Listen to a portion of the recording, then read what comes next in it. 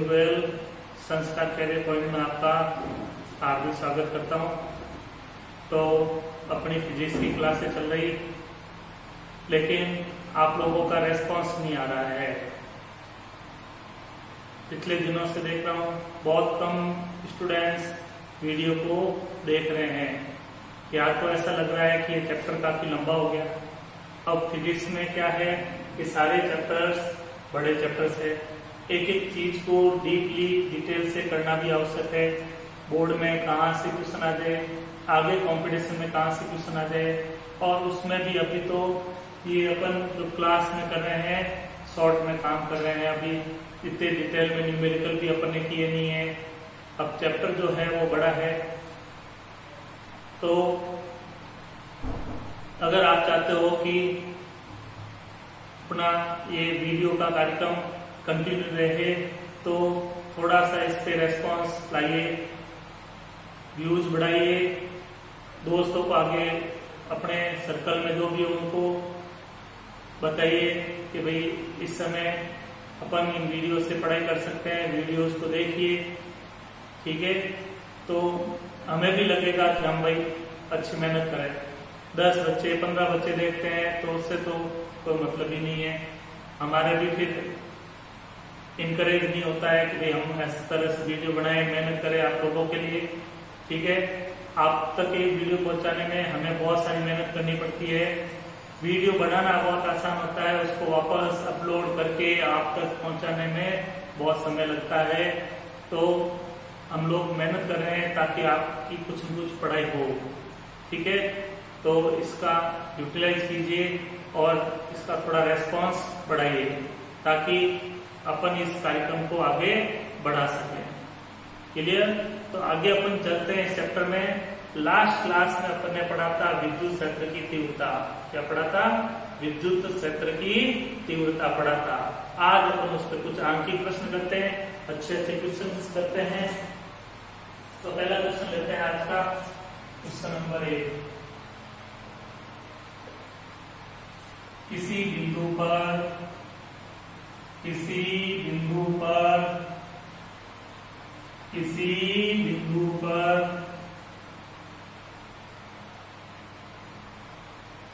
5 × 10⁻⁴ coulomb के आवेश पर 2.25 न्यूटन का बल लगता है,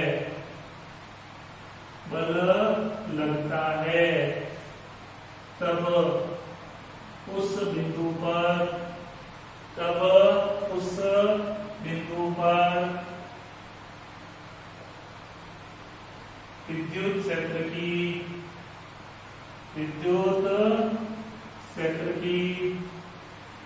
तीव्रता ज्ञात कीजिए,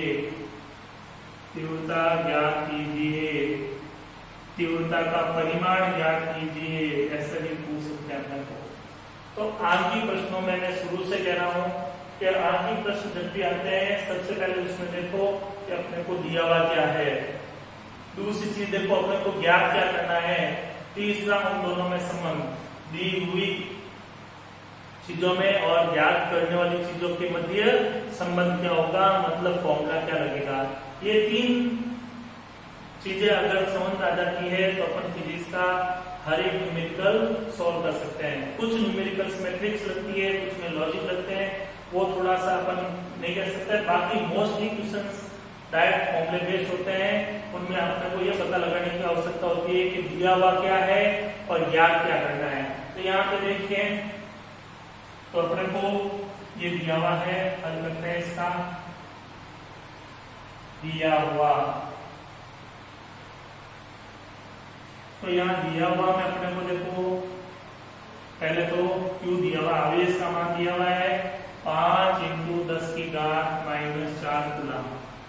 बल भी दिया हुआ है, तो F बराबर 2.25 न्यूटन। अब याद क्या करना है, तो विद्युत क्षेत्र की तीव्रता ज्ञात करनी है, ज्ञात करना, E ज्ञात करना है।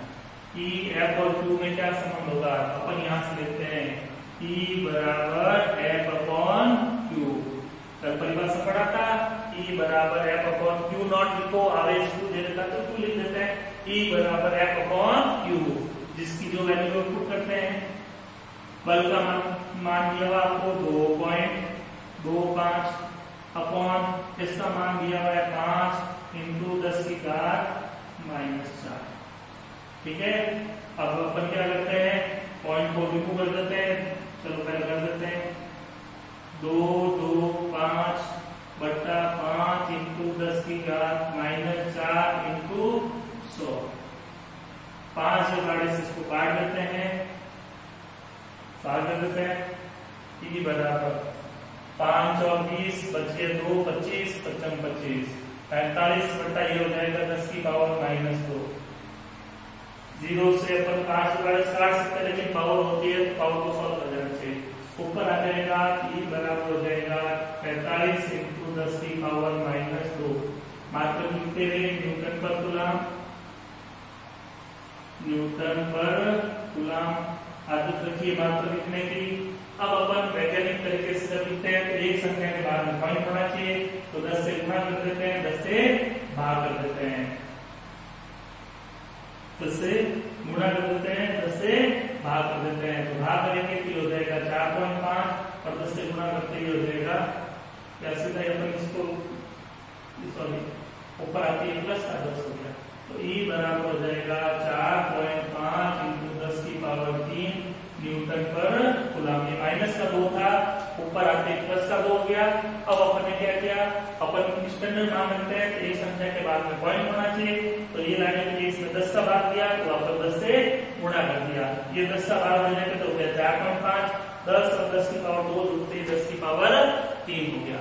तो ये पहला क्वेश्चन समझ में आया, अच्छा क्वेश्चन है, सिंपल सा क्वेश्चन है, ये देखा। ठीक है, सेकंड क्वेश्चन लेते हैं आज का।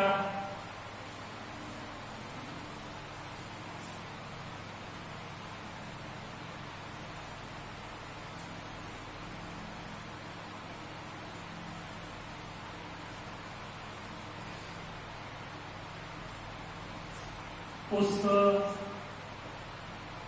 विद्युत क्षेत्र की तीव्रता का परिमाण क्या होगा जो एक इलेक्ट्रॉन के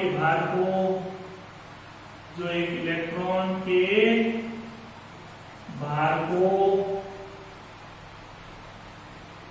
संतुलित करता है।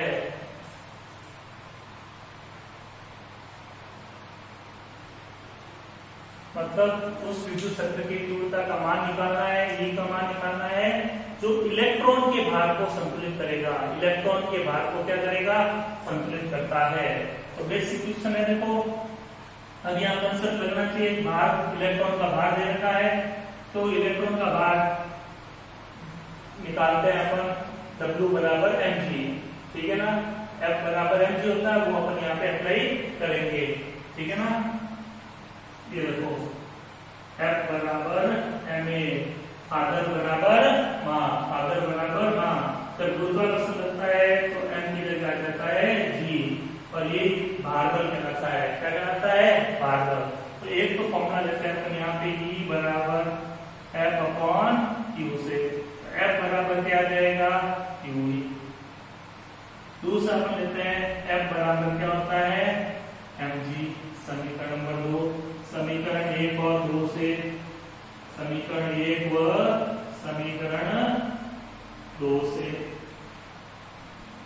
तो क्या हो जाएगा अपने पास में, QE बराबर mg। तो E बराबर क्या हो जाएगा, mg अपॉन Q। ये फॉर्मूला याद रख लीजिए, कई जगह के काम आ जाएगा। वैल्यू रखते हैं, E बराबर m, यहाँ हो रहा है इलेक्ट्रॉन की बात, तो इलेक्ट्रॉन का द्रव्यमान होता है 9.8 इंटू 10 की पावर -31। m इलेक्ट्रॉन का द्रव्यमान 9.8 इंटू 10 की घात -31। जी होता है गुरुत्वीय त्वरण 9.8, राउंड फिगर आप 10 की यूज कर सकते हो। क्यू इलेक्ट्रॉन का आवेश होता है 1.6 into 10 की पावर -19, 1.6 into 10 की पावर -19। ये पॉइंट से पॉइंट हटा देता हूँ, ये पॉइंट हटा के नीचे 10 ले आता हूँ। ई बराबर हो जाएगा 91 into 98 बटा 16 into 10, ऊपर है 10 की घात -31, नीचे है 10 की पावर -19। 2 के बाद काट देते हैं इसको 8 बार, ये बन जाएगा 49 बार। इसको गुणा कर देते हैं,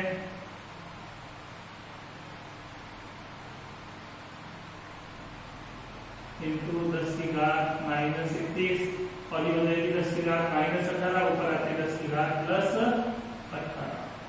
भाग दे देते हैं इसमें 5, 5, 7.37 इंटू 10 की घात -18 हो जाएगा 18, 13 हो जाएगा। पॉइंट को आगे शिफ्ट कर देते हैं, क्योंकि अपन फिजिक्स में एक संख्या के बाद पॉइंट लिखते हैं, किया जाएगा 5.57 इंटू 10 की घात -11। मात्रक लिखने की आदत रखी है शुरू से।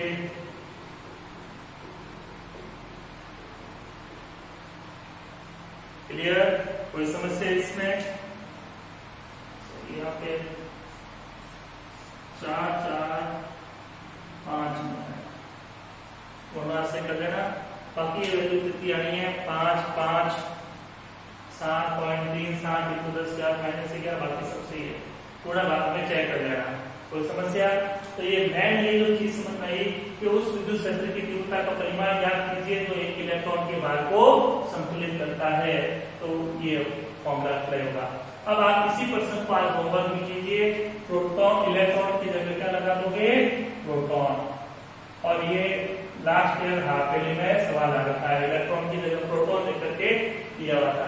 तो आपको यहाँ पे प्रोटॉन का भार रखना है। प्रोटॉन का भार कितना होता है? 1.672 इंटू 10 की घात -27। mg होता है 1.672 इंटू 10 की घात -27 किलोग्राम। अब इसको रख करके सॉल्व कीजिएगा। आवेश इसका भी वही होता है 1.6 इंटू 10 की पावर -19। कोई समस्या?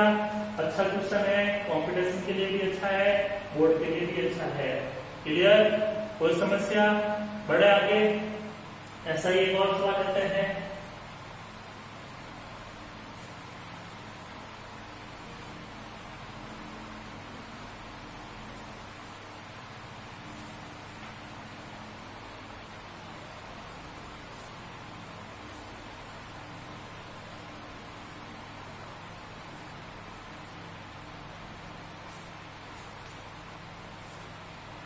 एक इलेक्ट्रॉन तथा एक प्रोटॉन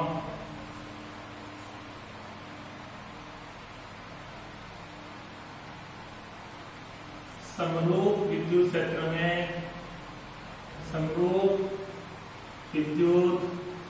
क्षेत्र में स्थित है। तब इनके त्वरणों का अनुपात याद कीजिए। अब आपको देखो एक इलेक्ट्रॉन दिया हुआ है, प्रोटॉन दिया हुआ है, और समरूप विद्युत क्षेत्र में रखे हुए, दोनों के दोनों एक ही विद्युत क्षेत्र में रखे हुए हैं, मतलब दोनों की तीव्रता समान दे रखी है, दोनों की विद्युत क्षेत्र की तीव्रता समान है, और उनके त्वरण का अनुपात पूछा गया है। अपन ने अभी तक त्वरण का कोई फॉर्मूला पढ़ा ही नहीं इस तीव्रता के लिए, तो अपन इस तीव्रता के फॉर्मूले से इसको डराइव करते हैं। तो अपन ये पढ़ा था E बराबर F/Q, E बराबर F/Q। F बराबर क्या लिख सकते हैं? Q ही लिख सकते हैं। अब देखो F बराबर क्या होता है? Ma। फादर बराबर माँ, फादर बराबर माँ, ये लोगों ने पढ़ा। यहाँ से आ जाएगा Ma QE और E बराबर आ जाएगा देखो QE अपॉन N। कोई समस्या इसमें? तो ये देखो त्वरण का फॉर्मूला आ गया आपके पास में, याद रख लीजिएगा। अब अपन इलेक्ट्रॉन के लिए लिखते हैं, इलेक्ट्रॉन का त्वरण तो सबको E से डिनोट कर देता हूं, AE बराबर QE इंटू तीव्रता समान है दोनों की इसलिए E लिखता हूं, M लिख देता हूं समीकरण नंबर 1। प्रोटॉन के लिए लिख देते हैं अपन, प्रोटॉन का त्वरण AP बराबर QP into P upon MP। अब देखो इलेक्ट्रॉन का आवेश और प्रोटॉन का आवेश क्या होता है? बराबर होता है, परिमाण है। तो AP बराबर क्या लिख सकते हैं अपन? QE into E upon MP। ऐसे इसलिए किया ताकि हम सॉल्व करेंगे तो अपने कैलकुलेशन आसान हो जाएगी। अब अपन को दोनों का अनुपात निकालना है। समीकरण 1 में समीकरण 2 का भाग देने पर 2 भाग AE upon AP। Left hand side का भाग देंगे, इधर आ जाएगा QE into E upon ME upon आ जाएगा QE into E upon MP। उलट देते हैं AE अपॉन AP बराबर QE into E upon ME into MP upon QE into E। E से E गया, QE से QE गया, AE अपॉन AP बराबर MP अपॉन ME। ये आपकी बुक में सवाल है ऑब्जेक्टिव में, उसमें ये आंसर दिया हुआ है, बोर्ड में कॉम्पिटिशन एग्जाम में मिल सकता है। अब आप इसके आगे प्रोटॉन का द्रव्यमान का भाग लिख दीजिए, इलेक्ट्रॉन के द्रव्यमान का भाग लिख करके संख्यात्मक मान भी निकाल सकते हो। ये कुछ काम कीजिएगा, पिछले क्वेश्चन में मैंने दोनों के मान लिखवा रखे हैं, दोनों वैल्यू करके पार दीजिएगा, आंसर याद कीजिएगा खुद।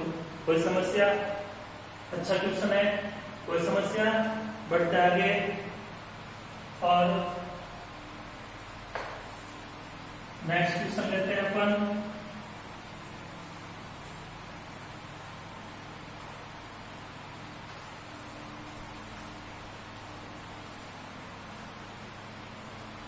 तुलसीदास जी कहते रहते हरि अनंत हरि कथा अनंता।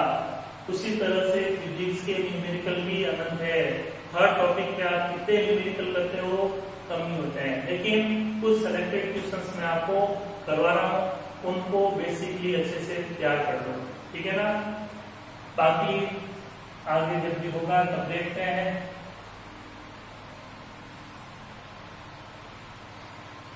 एक और अच्छा क्वेश्चन, स्मॉल ए भुजा के समबाहु त्रिभुज ABC के शीर्ष A व B पर समान परिमाण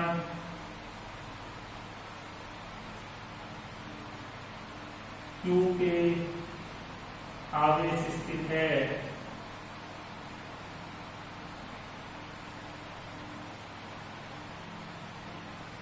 तब शीर्ष C पर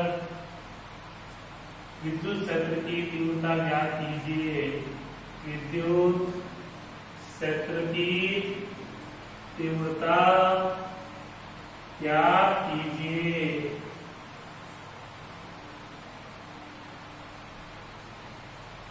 तो इस क्वेश्चन को डायग्राम बना देते हैं ताकि अच्छे से समझ में आ जाएगा। ये कह रहा है एक समबाहु त्रिभुज है। समबाहु त्रिभुज मतलब जिसकी तीनों भुजाएं बराबर होती है, तीनों भुजाएं बराबर होती है। ये भुजा ये है, ये भुजा भी ए है, ये भुजा भी ए है। इसका नाम भी दिया हुआ है ए बी सी, तो ले लेते हैं अपन ए बी और ये बिंदु हो गया सी। यहाँ पे आपको कह रहा है क्यू आवेश रखा हुआ है, यहाँ पे भी क्यू आवेश रखा हुआ है। अब इसके कारण आपको सी पर तीव्रता निकालनी है। क्या निकालनी है? सी पर तीव्रता। बहुत अच्छी क्वेश्चन है, ऐसे क्वेश्चन बहुत अच्छे होते हैं, ठीक है ना। इसमें काफी चीजों का अपने को ध्यान रखना पड़ता है। तो अपने सबसे पहले माइंड में आना चाहिए कि ये बिंदु आवेश मान ले, और कल अपने एक डेरिवेशन किया था बिंदु आवेश के कारण आर दूरी पर विद्युत क्षेत्र की तीव्रता, और उसका रिजल्ट निकाला था E बराबर kq/r²। बिंदु आवेश के कारण विद्युत क्षेत्र की तीव्रता, बिंदु आवेश के कारण विद्युत क्षेत्र की तीव्रता, विद्युत क्षेत्र की तीव्रता। यह था कल अपन डेरिवेशन। तो देखो इसको एक बिंदु आवेश मानो, एक दूरी दे रखी है, इसके कारण इस बिंदु सी पर तीव्रता निकाल सकते हैं, इस फॉर्मूले से निकाल सकते हैं। इस क्यू आवेश को भी बिंदु आवेश माने, ये दूरी दे रखी है, इसके कारण की तीव्रता निकाल सकते हैं। इसके कारण तीव्रता निकलेगी ऐसे, इसके कारण तीव्रता निकलती है ऐसे। इस तीव्रता को मान लेता हूं मैं ई सी ए। सी पर लग रही है ए के कारण, ये तीव्रता ले लेता हूं सी बी। अब दोनों तीव्रताएं अलग अलग दिशा में है, और विद्युत क्षेत्र की तीव्रता सदिश राशि होती है, तो दिशाओं का भी ध्यान रखना पड़ेगा। तो यहाँ पे अपन को क्या करना पड़ेगा? इस बिंदु सी पर परिणामी तीव्रता निकालनी पड़ेगी। तो अपन यहाँ पे देखेंगे संभव त्रिभुज में तीनों भुजाएं बराबर होती है, तो तीनों कोण भी बराबर होते हैं। 9th 10th क्लास में पढ़े होंगे आपने, संभव त्रिभुज में तीनों कोण बराबर होते हैं। त्रिभुज के तीनों कोणों का योग 180 होता है, 3 का भाग होंगे तो 60, प्रत्येक कोण 60 डिग्री का रहेगा। ये भी 60 डिग्री, ये भी 60 डिग्री, और ये भी 60 डिग्री। अब देखो ये दो रेखाएं एक दूसरे को काट रही है, दो रेखाएं एक दूसरे को काट रही है, तो आमने सामने बनने वाले कोण को शीर्षाभिमुख कोण कहते हैं। क्या कहते हैं? शीर्षाभिमुख कोण। और शीर्षाभिमुख कोण हमेशा बराबर होते हैं। ये 60 डिग्री का कोण है, तो ये भी 60 डिग्री का कोण होगा। ये 60 डिग्री का कोण है, तो ये कितने डिग्री का कोण होगा? 60 डिग्री का कोण होगा। अब देखो दो तीव्रता है, बीच का कोण है, तो अपन समांतर चतुर्भुज नियम लगा करके परिणामी सदिश निकालेंगे। क्लियर? तो ये करने से पहले अपने पास EC और EB के मान होने चाहिए। तो अपन क्या करते हैं,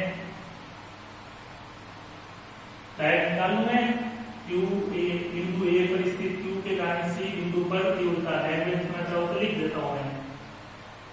बिंदु A पर स्थित Q आवेश के कारण, Q आवेश के कारण बिंदु C पर विद्युत क्षेत्र की तीव्रता, विद्युत क्षेत्र की तीव्रता ECA बराबर K रहेगा, Q रहेगा, R की जगह A² है, KQ/A²। और अगर आप इसको लिखना चाहो तो K की जगह 1/4πε0 लिख सकते हो, वो आज अपन देखेंगे। इसी तरह से अपन बिंदु B पर स्थित Q आवेश के कारण, Q आवेश के कारण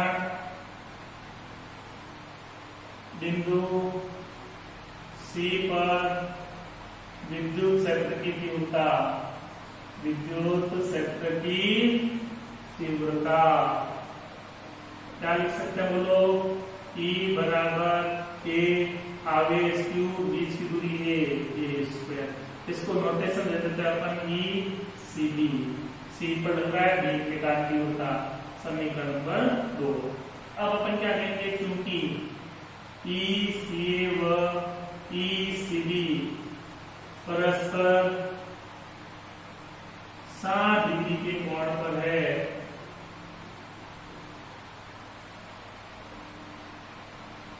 अतः इनकी परिणामी विद्युत क्षेत्र की तीव्रता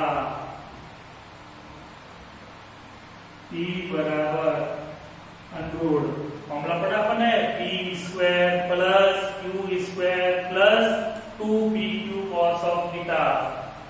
समांतर चतुर्भुज नियम याद कर लो, तो यहाँ पे मैं लिख देता हूँ ECA का स्क्वायर प्लस ECB का square plus 2ECA into ECB into cos of theta, cos of sin P square plus 2 square plus 2PQ cos of theta. अब देखो यहाँ पे ECA और ECB दोनों बराबर है AQ अपॉन A स्क्वायर।